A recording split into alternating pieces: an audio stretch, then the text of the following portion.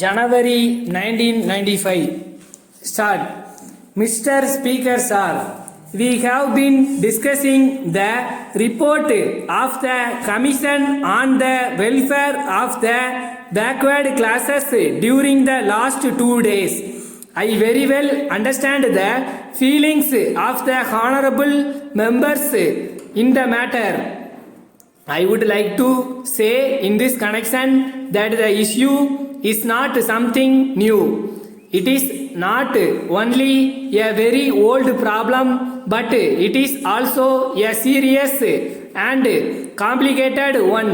There is no doubt that the government can do a lot, but the most important thing is that there should be a change in the people's attitude.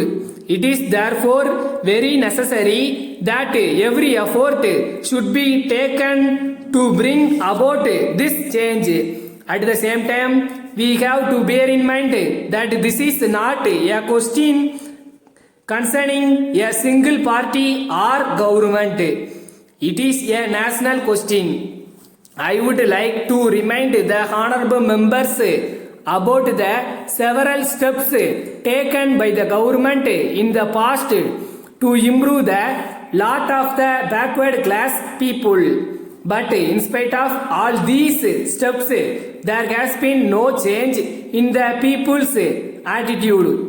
It is therefore clear that our efforts were not enough and that we all have to get together for a greater effort so that a change in attitude is created in villages, cities and in fact in the entire society.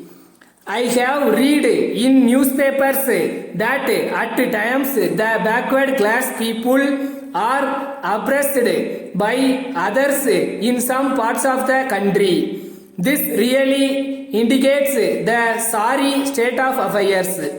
I intend to meet the chief ministers of all the states as soon as possible to discuss about the steps to be taken to check this evil.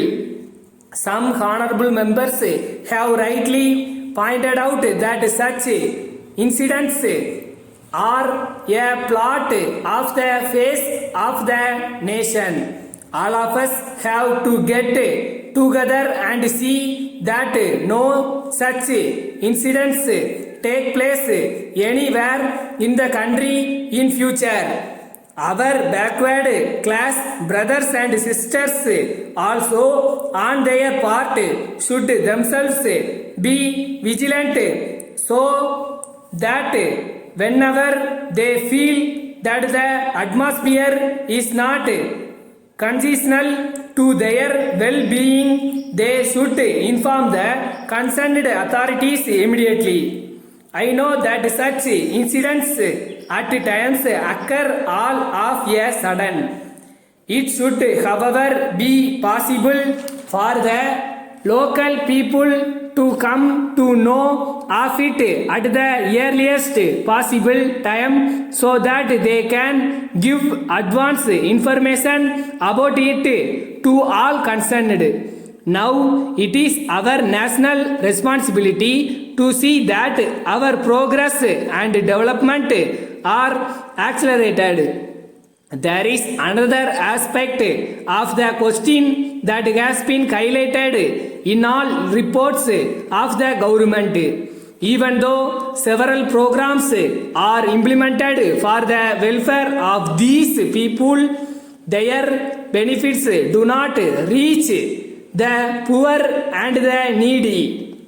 We want to pay special attention to see that the benefits of these programs reach the backward people and also to find ways and means to do this. With these few words, I have very great pleasure in recommending the report for favorable consideration of this House. Letter from the General Manager Nathan and Company, Madras, to the General Manager Mrs. Swami and Company, Salem. Dear sir, we wish to inform you that all the goods ordered by you during the last few months have been supplied by us promptly and as per your requirements. We are, however, very sorry to inform you that our bills for the past 7 months have not yet been paid in spite of several reminders to you in the matter. We are aware that in the past you have been very regular in your payments and that we had no occasion at all to make any complaint to you about delays in respect of payment of any bill. In order to have cordial relationship in our business activities, it is necessary that such delays are avoided to a great extent in the future. As you will be very well aware, our business will be very much affected if we do not get our payments in time. We are therefore sending our assistant manager to meet you in person next week in order to discuss the matter and solve your difficulties, assuring you of our best services at all times. Yours faithfully, staff.